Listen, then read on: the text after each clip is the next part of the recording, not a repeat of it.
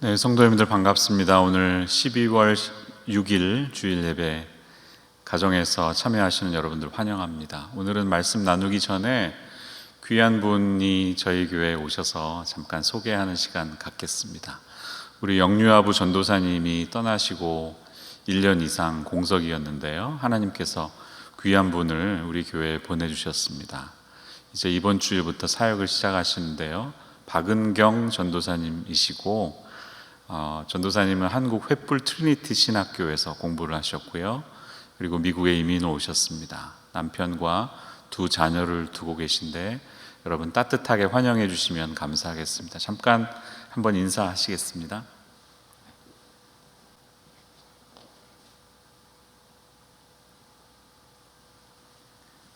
네, 말씀을 전혀 안 하시고 가셨네요. 여러분들 많이 이 사역을 위해서 기도해 주시고 우리 미래 자녀들이 잘 자라갈 수 있도록 많이 응원해 주시기 바랍니다. 제가 영유아부 사역을 위해 한번 기도하겠습니다.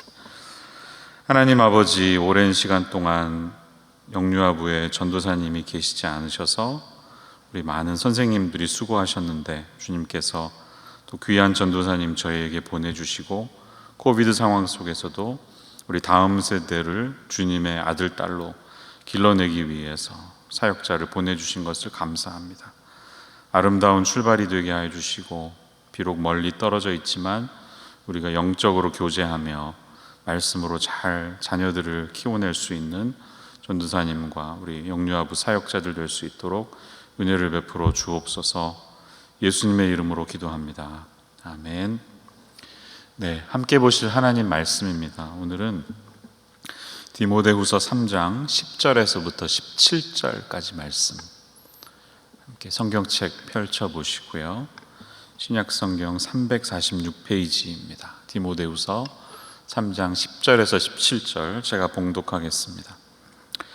나의 교훈과 행실과 의향과 믿음과 오래 참음과 사랑과 인내와 박해를 받음과 고난과 또한 안디옥과 이고니온과 루스드라에서 당한 일과 어떠한 박해를 받은 것을 내가 과연 보고 알았거니와 주께서 이 모든 것 가운데서 나를 건지셨느니라. 무릇 그리스도 예수 안에서 경건하게 살고자 하는 자는 박해를 받으리라. 악한 사람들과 속이는 자들은 더욱 악하여져서 속이기도 하고 속기도 하나니, 그러나 너는 배우고 확신한 일에 거하라.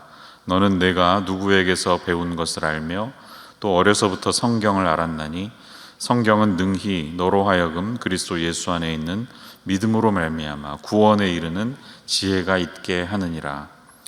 모든 성경은 하나님의 감동으로 된 것으로 교훈과 책망과 바르게 함과 의로 교육하기에 유익하니, 이는 하나님의 사람으로 온전하게 하며 모든 선한 일을 행할 능력을 갖추게 하려 함이라.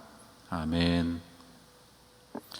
우리가 오늘 함께 읽은 오늘 본문의 시작은 여러분 나의 교훈과 행실과 이렇게 시작하지만 원문에 보시면 또 영어로 보시면 그러나 너는 이렇게 시작합니다. You, however, but you 이렇게 시작합니다. 그 말은 무슨 뜻일까요? 앞부분의 내용과는 다르게 디모데 너는 이렇게 살아야 한다, 바울이 그렇게 말하는 것이겠죠. 그러면 1절에서 9절까지의 앞부분의 내용은 무엇을 이야기하고 있습니까? 지금 우리가 살고 있는 시대의 현실이 굉장히 평안하지 못하고 힘든 때라고 그렇게 주장하고 있는 것입니다. 3장 1절을 보면 말세에 고통하는 때가 이르러 이렇게 말씀하죠. 바울이 말하는 말세의 이 증상들은 어떤 것이 있나요? 자기를 사랑하는 사람들, 주변을 돌아보지 않는 사람들, 도덕적으로 완전히 무너져버린 사회, 사람들은 조급하고 쾌락을 사랑하는 것을 하나님 사랑하는 것보다 더한 그런 사회, 이렇게 설명하고 있어요. 그래서 그에 대한 요약을 보면 5절 말씀인데 경건의 모양은 있지만 경건의 능력을 부인하는 사람들이라고 이렇게 한마디로 요약하고 있습니다. 여러분 마치 지금 우리가 살고 있는 시대와 비슷하다고 생각하지 않으십니까? 아, 이 시대를 가리켜 말했나? 우리는 그렇게 물어볼 정도로 우리 시대도 건강하지 않은 모습들이 너무나도 많이 드러납니다. 그런데 중요한 것은 바로 이 구절을 읽으면서 지난 2000년 동안 살아왔던 모든 신약의 그리스도인들은 아마 똑같이 느꼈을 수 있습니다. 우리 시대가 바로 그랬다, 이렇게 느낄 수 있었다는 것이죠. 여러분, 그런 말 들어보셨죠? 옛날 분들도 애들 버릇없다고 젊은이들 문제라고 많이 얘기했다고 합니다. 소크라테스, BC 425년경에 요즘 아이들은 폭군과도 같다. 아이들은 부모에게 대들고 개걸스럽게 먹으며 스승을 괴롭힌다, 이렇게 말했다고 합니다. 고대 이집트 피라미드의 낙서를 보면 이런 말이 적혀 있대요. 요즘 젊은이들은 버릇이 없어서 참 걱정이 된다. 또 고대 수메르의 점토판의 기록을 보면 요즘 청년들의 행태로 보니 말세다, 이렇게 말했다고 합니다. 이런 것을 보면 시대를 막론하고 자신이 살고 있는 시대를 비관적으로 보았던 시각은 예나 지금이나 동일한 것 같습니다. 사실 신약 이 성경에 계속해서 등장하는 말세에 대한 이야기는 넓은 의미로 보면 예수님의 승천 이후부터 다시 오시는 재림 때까지 전체의 시간을 가리킨다고 볼 수 있어요. 성경을 기록한 저자들은 지금이 말세라고, 바로 이때가 말세라고 강조합니다. 예를 들면 사도행전 2장 17절 말씀을 한번 보시면, 이것은 요엘의 예언이 다시 반복된 것인데, 베드로를 통해서 말세에 내가 내 영을 모든 육체에 부어주리니, 이렇게 요엘의 예언을 이야기하면서 이제 성령이 오시는 지금이 바로 그때라고 베드로 사도가 말했던 것이죠. 또 베드로전서 1장 20절 말씀을 보면 그는 창세전부터 미리 알림 바 되시니나 이 말세에 너희를 위하여 나타내신 바 되었으니, 여기서 그는 예수님이시겠죠. 예수님이 이미 오셨기 때문에 이제 말세가 시작이 됐다, 이렇게 이해할 수 있습니다. 또 베드로후서 3장 3절 말씀을 보면 말세에 조롱하는 자들이 와서 자기의 정욕을 따라 행하며 조롱하여, 그런데 베드로후서를 읽어보면 지금이 바로 말세라고, 지금이 마지막 때라고 강조하는 것을 보면 자신이 살고 있는 그때가 바로 말세인 것을 성경의 저자들은 많이 인식했습니다. 그런데 이 마지막 때를 살아가는 그리스도인들은 예수님이 다시 오시기 전까지 많은 배교가 일어날 것이고 배신이 일어날 것이고 믿음을 버리는 일들이 일어날 것뿐만 아니라 신앙을 순수하게 지키려고 하는 사람들에게 다양한 핍박과 박해가, 어려움이 찾아들 것이라고 성경이 말하고 있는 것을 우리는 주목해야 합니다. 오늘 본문의 6절에서 9절에 나타나는 내용처럼 가만히 집에 들어오는 사람들이 있다는 거예요. 무슨 말이에요? 교회 공동체를 파괴시키기 위해서 가만히 집에 들어와서 잘못된 지식을 전하는 이단 사설들이 많이 있을 것이라고 예언하고 있습니다. 바울의 이때에도 있었고 여러분 지금도 있습니다. 지금도 많은 이단 단체들이 이 일반 기성교회들을 대상으로 포교 활동을 벌이는 것을 우리가 잘 알고 있죠. 안상홍 하나님의 교회, 이만희 신천지, 또 권신찬 유병원 등의 구원파들의 이 단체들은 믿는 사람들을 대상으로 포교합니다. 기성교회에 찾아가서 몰래 자신들의 메시지를 전하는 게 목적이라는 것이죠. 여러분, 오늘 설교의 제목처럼 이렇게 마지막 때, 이런 마지막 때를 살아가는 우리가 그러면 본문을 통해 붙들어야 할 지혜의 메시지들이 있다면 무엇일까요? 우리가 붙들어야 될 자세를 두 가지 정도 아웃라인으로 보겠습니다. 첫째로 우리는 믿음의 선진들로부터 배웠던 교훈과 진리를 계속해서 붙들어야 합니다. 여러분에게 진리를 가르쳐 주신 분들이 계시는데 그 배웠던 것을 진리라고 잊어버리지 마시고 계속해서 컨티뉴 하라고 본문은 우리에게 가르쳐 줍니다.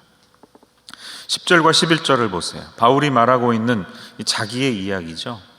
박해를 받음, 고난과 안디옥, 이고니온, 루스드라에서 당한 일과 어떤 박해를 받았는지 네가 안다, 디모데. 자기의 그 과거의 삶들을 리마인드 해주면서 내가 받았던 그 고생을 네가 알지 않느냐, 이렇게 간증을 하고 있는 것입니다. 여기에서 루스드라라는 단어가 눈에 확 들어오는데요. 어떤 곳인지 기억나시죠? 바로 디모데가 태어나고 자랐던 디모데의 고향입니다. 이 루스드라를 이야기하는 바울의 마음을 보십시오. 이들이 처음 만났던 때가 바로 루스드라입니다. 사도행전 16장에 등장하는데 15장에 보면 이제 1차 전도 여행을 마치면서 바울과 바나바가 헤어지죠. 마가를 데리고 가느냐 마느냐로 서로 다투고 갈라집니다. 그래서 바나바는 마가를 데리고 떠나고 바울과 실라가 2차 전도 여행을 떠났을 때 16장 1절, 2절, 3절을 보면 처음 도착한 곳이 바로 더베와 루스드라는 곳이었어요. 근데 그 루스드라에 갔더니 누가 있었어요? 디모데라 하는 제자가 있으니 그 어머니는 믿는 유대인이요 아버지는 헬라인이라, 이렇게 16장에 보면 나옵니다. 운명적인 만남이 시작됐습니다. 아주 잘 바울 마음에 쏙 들고 기독교 지도자로 후계자로 인정받을 만한 포텐셜을 가진 젊은이를 만난 것입니다. 이 디모데라는 이름의 뜻이 하나님을 영화롭게 하는 사람이라는 뜻이래요. 그러니까 그리스도인의 이름이죠. 크리스찬 네임입니다. 우리가 잘 알듯이 디모데의 외할머니 그리고 엄마 로이스 유니스는 다 크리스찬들이었습니다. 아버지는 이방인이었지만 유대인이었던 어머니 외할머니 밑에서 신앙의 교육을 받으면서 자랐고 어느 순간 예수를 믿는 신앙이 그 안에 들어갔던 것입니다. 자, 이런 귀한 젊은이를 만나서 바울과의 관계가 깊어지죠. 나중에는 어떻게 됩니까? 영적인 아들이라고 부를 정도입니다. 디모데후서 1장에도 보면 그런 말이 있어요. 사랑하는 아들 디모데에게 편지하노니. 여러분, 아들을 아무에게나 아들이라고 부르지 않지 않습니까? 저에게는 이 세상에 육신적인 딱 한 명의 아들이 있습니다. 영적인 아들, 내가 부를 수 있는 사람은 웬만한 사람 그렇게 못 부를 것입니다. 바울과 디모데는 이렇게 그 단계로 갔던 거예요. 그리고 바울이 썼던 이 마지막 편지 중에 제일 마지막 부분, 디모데후서 4장 후반부를 읽어보면 너는 속히 어서 내게로 오라. 차가운 로마 감옥에 갇혀 있지만 이 사랑하는 자신의 영적인 아들 디모데가 자기가 읽던 편지를 들고 책을 들고 자기를 찾아와서 겨울이 오기 전에 그를 만날 것을 사모하는 바울의 애절한 감정을 우리가 발견할 수가 있습니다. 얼마나 둘의 관계가 돈독하고 아름답습니까? 그럼 여러분에게 여쭤볼까요? 여러분은 사랑하는 믿음의 선배님, 믿음의 후배님, 제자, 스승이 계신가요? 네, 계시다면 여러분은 복받은 분이십니다. 혹시 그 존경하는 분 중에 여러분이나 어머니나 외할머니, 아버지나 할아버지가 계신다면 그 믿음의 신앙을 전수받은 여러분은 참 축복받으신 분이십니다. 디모데는 그런 환경 속에 자랐고 인생의 멘토 같은 스승을 만났던 사람이었습니다. 저도 믿음의 가정에서 자랐습니다. 제가 태어났을 때 제 아버지는 목사로 재직 중에 계셨습니다. 제 어머니도 대학교 때 기독교 학과를 전공할 정도로 신실한 크리스찬이었습니다. 1살 때 아버지가 어떤 교회로 가셔서 이민 오기 전까지 17년 동안을 섬겼던 신길동의 자그마한 예배당은 저의 놀이터이자 마음의 고향과도 같습니다. 어린 시절에 많은 추억이 있는데 뚜렷이 남는 어떤 메모리 중에 하나는 성도님들이 이렇게 저희 집에 들어와서 교회 옆에 목사관이 있었는데요, 부엌에 쌀을 조금씩 부어놓고 들어가시는 거였어요. 어릴 때는 왜 그러시는지 궁금했습니다. 그것을 성미라고 불렀습니다. 혹시 기억하시나요? 성미. 가난한 목회자들의 생계를 책임질 수 없으니까 성도들이 자신들이 밥을 지을 때마다 한 숟가락씩 따로 떼어놓고 그 주에 와서 그 쌀을 쌀통에 넣는, 이런 것이 일종의 전통이 되었죠. 가난했던 우리 한국교회의 현실, 40년대, 50년대, 60년대, 70년대를 지내면서 얼마나 목회자들의 삶이 열악했는지를 보여주는 하나의 단면이라고 할 수가 있습니다. 네, 저희 아버지는 지금 저보다 훨씬 더 재정적으로, 육신적으로 그렇게 고통 속에 목회하셨습니다. 그분들에 비하면 제가 당하고 있는 어려움은 아무것도 아닐 수도 있습니다. 그러나 저희 세대는 어떤 재정적인 고통보다는 정서적인, 영적인, 또 이런 감정적인 고통들을 이 시대 속에서 많이 당하는 것 같습니다. 그러나 여러분, 우리가 분명히 기억해야 할 것은 우리보다 더 앞선 길을 가셨던 신앙의 선배님들이 걸어가셨던 길은 절대로 무시할 만한 것이 아닌 것을 기억하시기 바랍니다. 그분들이 걸어가셨던 믿음의 길은 아름답고 귀한 것이었습니다. 많은 희생과 고난을 동반하는 것이었습니다. 그분들이 꼰대라고, 핸드폰도 사용할 줄 모르는 문명에 뒤처진 분이라고 얕잡아 보지 마십시오. 이분들은 수많은 신앙의 연단을 통해 아름다운 믿음의 향기를 뿜어내시는 분들이십니다. 지난 수요일에는 애녹 예배가 종강을 했는데 종강 예배 하려고 들어가서 줌에 계속 남아 있었습니다. 이 후반부는 한 해 동안 감사했던 것들을 다 돌아가면서 한마디씩 나누는데요.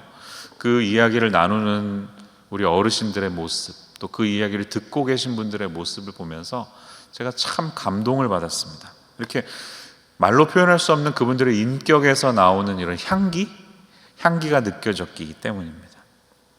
이 애녹 모임 안에는 제가 이름을 다 공개할 수는 없지만 대단한 분들이 참 많이 계십니다.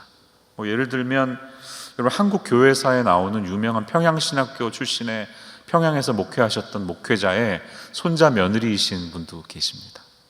성서조선 김교신 선생님 아시나요? 일본 제국주의에 대항해서 이 크리스천 잡지를 만들어냈던 김교신 선생님의 따님도 계십니다. 또 어떤 분은 성지순례를 다녀오셔서 그냥 가만히 안 계시고 그걸 책으로 만드셔서 그 모든 믿음의 은혜들을 나누시는 분도 계시고요. 어떤 분은 바울이나 베드로를 연구하다가 연구에서 그치지 않고 그것을 집필을 하는 단계까지 이르러서 이렇게 믿음의 본을 보이시는 어르신들도 우리 교회에는 계십니다. 참 귀하신 분들이 많습니다.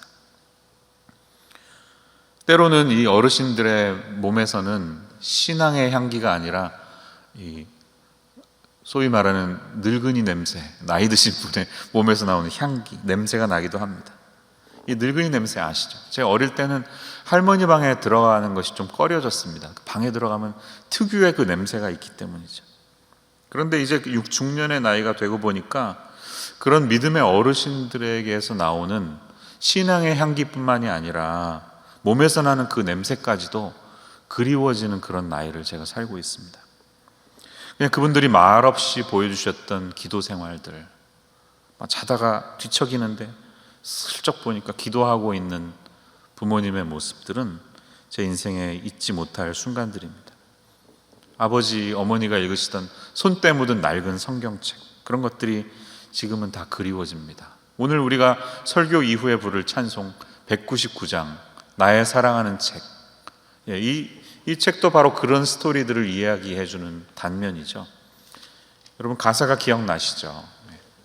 이 제목이 My Mother's Bible이에요. 영어로 윌리엄스라는 분이 1921년에 썼는데, 나의 사랑하는 책 비록 헤어졌으나 어머니의 무릎 위에 앉아서 재미있게 듣던 말, 그때 일을 지금도 내가 잊지 않고 기억합니다. 어머니가 나에게 들려주셨던 그 엄마의 바이블 스토리들, 그것을 나는 잊지 못한다는 것이죠. 근데 번역이 조금 애매하게 되기도 했어요. 2절의 번역도 영어 원문과는 좀 다릅니다. As she read the stories over of those mighty men of old, of Joseph and of Daniel and their tribe, of little David bold, who became a king at last, of Satan with his many wicked wiles. 이렇게 나와요. 엘리야 바람 타고 하늘에 올라가던 일은 안 적혀 있는데 우리 한글 번역이 아주 창조적이었습니다. 3절의 내용이 특이한데요. 예수 세상 계실 때 많은 고난당하고 십자가에 달려 죽임당한 일, 어머니가 읽으며 눈물 많이 흘린 것 지금까지 내가 기억합니다. 그런데 영어 성경을 읽어보면, 영어 찬송가를 읽어보면, 내가 예수님의 고난 때문에 슬퍼하고 있었을 때 엄마가 나에게 키스해주면서 그게 너를 위한 것이었단다 했던 그 말이 She dried my tears, 내 눈물을 이렇게 멈추게 했다고, 위로가 됐다고 그렇게 말합니다. 그러니까 신앙의 교육이 얼마나 아름답고 귀했는지 이 작사가는 이야기하는 것입니다. 그때 일은 지나고 나의 눈에 환하고 어머니의 말씀 기억하면서 나도 시시때때로 성경 말씀 읽으며 주의 뜻을 따라 살려 합니다. 바로 이것이 우리 믿음의 선배들, 믿음의 선진들이 고난 속에서도 걸어갔던 그 아주 굳건한 모습들을 저희들이 잊지 않고 기억하며 살아가야 할 지혜의 모습이라는 것이죠. 여러분 오늘 말씀을 들으시면서 우리가 떠올랐던 그 믿음의 선배들의 얼굴들과 모습을 추억하면서, 어떤 분들은 이미 천국에 가신 분들도 있지만 나 또한 누군가에게는 바라볼 수 있는 그늘이 되고 나무가 되고 표지판이 되자, 이렇게 다짐할 수 있는 저와 여러분이 되시기를 바랍니다. 여러분 믿는다는 것은 고통을 감내하는 일입니다. 예수 믿으면 다 잘되고 평탄하고 아무런 일도 없고 축복받고 사람들 존경받는다 생각하는 것은 착각입니다. 어떻게 생각하면? 여러분, 믿는다는 것은, 신앙을 가진다는 것은 세상의 가치관과 반대편에 선다는 것이에요. 그래서 착각하지 마세요. 신앙인들은 고난이 늘 동반되는 것입니다. 핍박이 있는 것입니다. 박해가 우리에게 찾아오는 것입니다. 예수님이 요한복음에서도 말씀하셨어요. 15장 18절 19절 보시면 세상이 너희를 미워하는 게 당연하다는 거예요. 왜? 예수님 자신도 그것 때문에 미워함을 당했으니까 세상에 속한 너희가 아니라 내 안에 속한 너희들은 당연히 세상으로부터 어려움을 당한다. 예수님이 우리에게 가르쳐 주신 것을 잊지 마시기를 바랍니다. 물론 여러분, 우리가 소금과 빛으로 이 세상 가운데 살면 그들이 너희 착한 행실을 보고 하늘에 계신 너희 아버지께 영광을 돌리는 일도 있겠죠. 어떤 면에서 지금 한국교회가 비난당하고 있는, 손가락질 당하고 있는 면들은 우리 스스로 자초한 것이기도 합니다. 우리가 세상 앞에서 소금과 빛이 되지 못하고 위선적인 모습, 이기적인 모습을 드러내다 보니까 세상의 외면을 받게 되었습니다. 그것은 부끄러운 모습입니다. 그러나 복음이 가지고 있는 이 근본적인 메시지는 세상이 추구하는 방향과는 반대편에 있는 것이기 때문에 믿음을 가진 사람들은 기본적으로 박해를 받을 수밖에 없다는 사실을 여러분 기억하시기를 바라요. 우리 많은 믿음의 선진들이 그랬습니다. 히브리서 11장을 한번 이번 주에 다시 읽어보세요. 믿음장. 얼마나 많은 사람들이 믿음 때문에 고통을 당했는지 여러분 기억하시고 위로를 받으시기를 바랍니다. 두 번째, 이 지혜는 어떻게 얻을 수가 있을까요? 말세를 살아가는 우리가 붙들어야 될 사실은 구원에 이르는 지혜가 오직 성경으로부터 온다는 사실을 우리가 꽉 붙들어야 하는 것입니다. 14절 말씀 보세요. 바울이 디모데에게 말합니다. 그러나 너는 배우고 확신한 일에 거하라, 이렇게 말합니다. Continue in what you have learned and have firmly believed. 계속해서 네가 배우고 믿어왔던 것을 지속해라, continue 하라고 말하고 있는 것을 붙드세요. 그가 배우고 했던 것은 무엇일까요? 15절에 보듯이 성경입니다. 이 성경은 엄밀하게 말하면 구약 성경이죠. 왜냐하면 바울이 디모데에게 지금 말할 때는 신약 성경이 아직 정리가 되지 않았을 때입니다. 그러나 여러분, 구약 성경만이 하나님의 말씀일까요? 하나님의 감동하심을 입은 말씀, 그 뜻이 아니라 바울은 지금 하나님의 영감 속에서 All Scripture is, 한마디로 요약하고 있어요. 모든 책들은, 모든 성경책들은 하나님의 감동을 받아 말한 것이라고, 마치 자기가 그 장래일을 본 것 같이 예언하면서 모든 하나님의 말씀이 다 우리의 구원을 향해서 이끌어가는 책이라고 강조하고 있습니다. 성경에 쓰인 목적이 뭐예요? 15절 말씀 보십시오. 그리스도 예수 안에 있는 믿음으로 말미암아 구원에 이르는 지혜가 있게 하느니라. 이게 성경의 목적입니다. 성경의 목적은 우리를 구원의 길로 이끌어주는 것입니다. 우리가 구원을 깨달아갈 수 있도록 하나님의 지혜를 주는 책입니다. 여러분, 성경을 배우고도 구원에 대해서 아무런 관심이 없든지 알지 못하신다면 완전히 헛다리를 짚으신 것입니다. 괜히 읽으신 것입니다. 성경은 도덕격이나 논어맹자처럼 어떤 인간의 윤리 교훈을 담은 책이 아닙니다. 로마 제국 흥망성쇠사 같이 어떤 이스라엘 민족의 역사를 담은 역사책도 아닙니다. 성경은 인류를 향한 구원의 메시지를 드러내시기 위해서 하나님이 계시하신 하나님의 책이라는 것입니다. 하나님이 자신의 뜻을 우리에게 드러내시기 위해서 기록된 책이라는 거예요. 하나님은 이 자신의 구원의 뜻을 우리에게 소통하기 위해서 계시하신다는 것이죠. 근데 계시를 어떤 식으로 하느냐? 구약의 시대와 신약의 시대, 성경이 있기 전과 있는 후가 다릅니다. 예를 들어 보면 히브리서 1장 말씀을 한번 열어보겠습니다. 옛적의 선지자들을 통하여 여러 부분과 여러 모양으로 우리 조상들에게 말씀하신 하나님이, 자, 이거는 선지자들, 구약시대 선지자들이 여러 부분 여러 모양으로 말씀했다는 건데요, 어떤 내용들이 떠오르십니까? 이런 것들을 일반 계시라고 합니다. General Revelation. 일반 계시는 여러분, 이 창조된 세상을 통해 하나님 말씀하시죠. 지어진 피조물들을 보면서 야, 세상이 너무 아름답다, 누가 지었을까? 이렇게 자연스럽게 나올 수밖에 없다는 것입니다. 길을 가다가 아주 고급스러운 스위스제 시계를 주웠다고 생각해 보세요. 여러분, 그게 그냥 우연히 어디서 떨어졌다고 아무도 믿지 않습니다. 누가 이 시계를 만들었을까 묻는 것처럼 이 놀랍고 아름다운 세상이 돌아가는 모습들, 우주의 원리가, 지구가 23.5도로 기울어서 아무도 이 불타거나 얼어 죽지 않고 기가 막히게 공전자전을 하면서 살아가는 모습을 느낄 때, 우리 사람이 막 기가 막힌 모습으로 어떤 장인도 사람이라는 이 몸뚱아리를 만들 수 없을 정도로 대단한 메커니즘이 이 인간의 신체 안에 굴러가는 것을 발견할 때 우리는 창조주를 생각하게 됩니다. 하나님 그렇게 계시하세요. 또 하나님은 사람의 마음속에 자신을 드러내시기도 합니다. 인간의 마음속에 영원을 사모하는 마음을 주시고 창조주를 사모하는 마음을 주세요. 또 하나님은 기적과 이사를 통해 자신을 보여주시기도 합니다.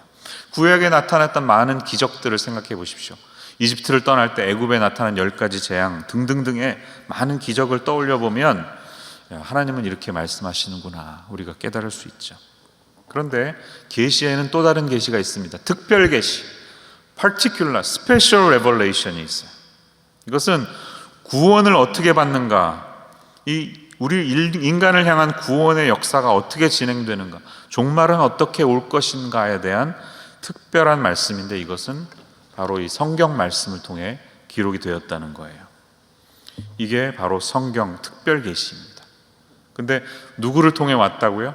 특별 계시가 아주 가시적으로 분명하게 드러난 결과는 히브리서 1장 2절, 이 모든 날 마지막에는 아들을 통하여 우리에게 말씀하셨으니, 펜 얼티메트 포인트, 하나님의 특별 계시의 결과적으로는 예수님을 통해 드러난 것입니다. 이 예수님 어떤 분이시라고요?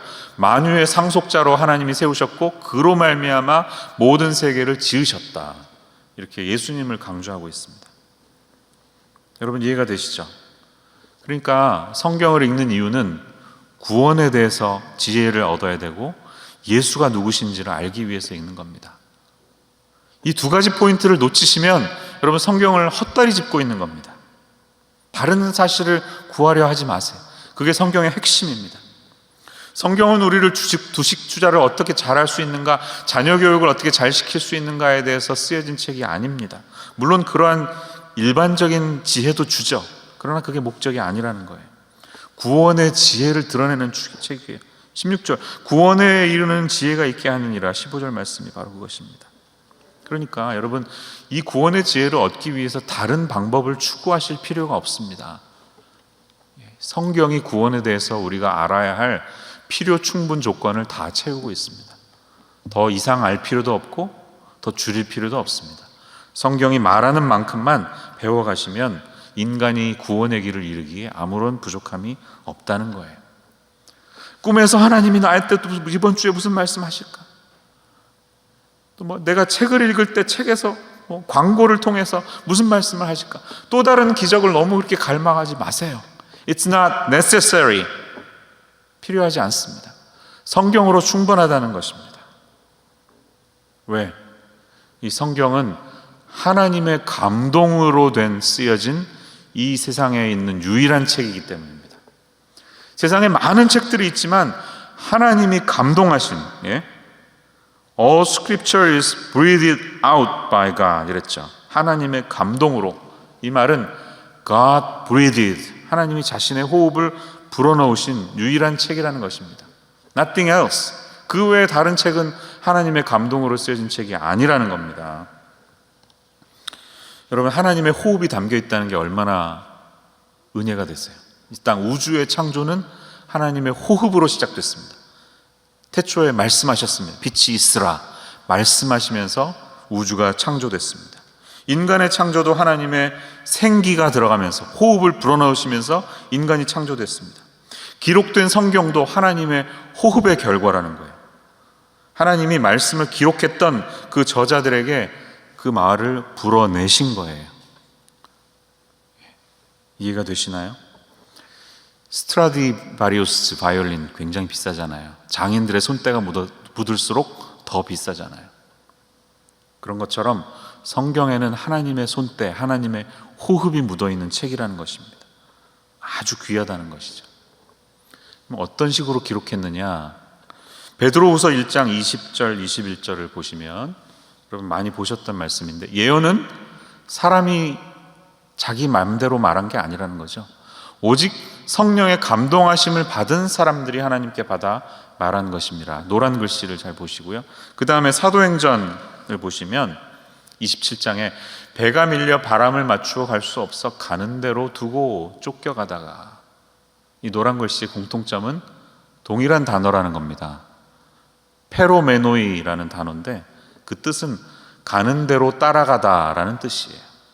자, 무슨 말인가요? 배가 바람에 밀려서 그냥 가는 대로 흘러가듯이 성령의 감동하심을 받은 사람들은 하나님의 인도하심 속에서, 하나님의 호흡 속에서 그냥 쓰여지도록 따라갔을 뿐이라는 거예요. 그렇다고 해서 이 저자들의 의지가 전혀 없었다는 것은 아닙니다. 무의식 속에 썼다는 말이 아니고, 하나님은 그들의 어떤 필체와 감성과 그들의 지성과 글 쓰는 스타일을 다 사용하셨지만 그 모든 결과를 이 책을 쓰는 동안에는 하나님께서 다 인도하셨다는 거예요. 호흡을 훅 하고 불어넣으셨다는 겁니다. 그러니까 얼마나 이게 소중한 책입니까? 여러분, 이 책 외에는 하나님의 감동을 받은 책이 없다니까요. 그러니까 이 가이드북을 잘 따라가셔야 됩니다. 다른 책들도 많이 읽으시고 드라마도 많이 보시고, 영상도 보시지만 성경을 읽으셔야 됩니다. 하나님의 감동하심을 받은 책. 왜? 이 성경은 교훈과 책망과 바르게 함과 의로 교육하기에 유익하다고, profitable 하다고 말합니다. 그런데 무엇을 위해 유익하다고요? 교훈, 책망, 바르게 함, 의로 교육해서 결과가 뭔데? 결과 어떻게 되는 건데? 목적이 뭐예요? 그게 17절이에요. 이는 하나님의 사람으로 온전하게 하며 모든 선한 일을 행할 능력을 갖추게 하려 함이라, 이렇게 말하고 있습니다. 이 온전해진다는 말이 equipped, 아주 잘 번역이 됐습니다. equipment. 여러분, 코비드를 피하려면 잘 장비를 입어야 되잖아요. 병원에 들어갈 때. 마찬가지로 준비 다 갖춰진 상태를 말하는데, 아주 기억에 남는 좋은 번역은요, furnished 됐다는 표현이 있습니다. furnished 아파트먼트하고 unfurnished 아파트먼트 차이를 아시죠? furnished가 훨씬 비쌉니다. 왜 비쌉니까? 거긴 가구도 있고 침대도 있고 그릇도 있고 식기도 있고 다 있습니다. 옷만 가지고 들어가 살기만 하면 돼요. 아무것도 가지고 갈 필요가 없어요. 다 준비가 돼 있어요. 자, 성경을 읽으면, 성경을 깨닫고 성경 말씀대로 살면 우리가 하나님이 원하시는 그 선한 일들을 하기에 이것으로 끝이라는 거예요. 다 준비가 됐다는 거예요. 성경 말씀은 우리를 온전하게 만들어 간다는 것입니다. 그럼 이 말씀이 얼마나 귀합니까? 우리가 할 것은 뭐예요? 성경이 의미하는 바를 깨닫고, 그 당시 사람들에게 무슨 뜻이었는지를 깨닫고 오늘 나에게 주시는 말씀으로 적용해서 그것을 삶으로 실천하고 살아가는 것밖에 없습니다. 그러면 우리는 하나님이 원하시는 이 선한 일을 감당하기에 아무런 부족함이 없는 삶을 산다는 것이에요. 자, 말씀을 맺겠습니다. 여러분, 지금은 마지막 때입니다. 성경은 이미, 이 말세가 이미 시작이 되었고, 우리 성도들은 말세에서 주는 타락과 박해와 위협과 고난을 인내와 믿음으로 잘 극복해서 예수님이 재림하실 때까지 잘 믿음을 지켜야 한다는 것을 강조하고 있습니다. 지금이 바로 종말의 시대입니다. 예수님의 초림과 재림 사이가 바로 말세입니다. 이 말세에 여러분, 누구 말 듣고 사시겠어요? 누구 말을 듣고 사시겠어요? 우리를 지으신 분의 말을 들어야 되잖아요. 하나님의 말씀을 듣고 사셔야 되지 않겠습니까? 주님의 말씀을 들으시기 바랍니다. 손 목사님이 은퇴하시기 전에 마지막으로 한 2번 이상 강조하셨던 부분이 있습니다. 그게 바로 4장 앞부분의 내용인데요. 너는 말씀을 전파하라. 때를 얻든지 못 얻든지 말씀을 전파하라. 사람들이 참 시절이 하수상하여 자기 귀가 가려워져서 자기의 만족을 채워줄 스승들을 많이 따라간다는 거예요. 요즘 세상 얼마나 그렇습니까? 유튜브 대세잖아요. 내가 원하는 채널만 구독하지 원치 않으면 스킵해버리면 됩니다. 그러면 그 채널과 관련된 모든 컨텐츠들이 계속해서 우리에게 공급이 되고 나는 계속해서 나를 만족시켜주는 내용만을 취사 선택해서 들을 수가 있습니다. 사람들 성향이 그렇게 됐습니다. 말씀도 그런 식으로 들어요. 내가 좋아하는 사람들 것만 골라서 들을 수가 있습니다. 그런데 여러분, 오늘 이 말씀처럼 성경이 정말 우리를 교훈을 주고 바르게 하고 의로 교육하는 것뿐만 아니라 우리를 책망한다는 사실을 믿음으로 받으십니까? 여러분, 성경은 우리를 책망하기도 합니다. 때로는 듣기 싫은 소리도 들어야 합니다. 내 귀를 긁어주는 메시지만 찾아서 듣지 마십시오.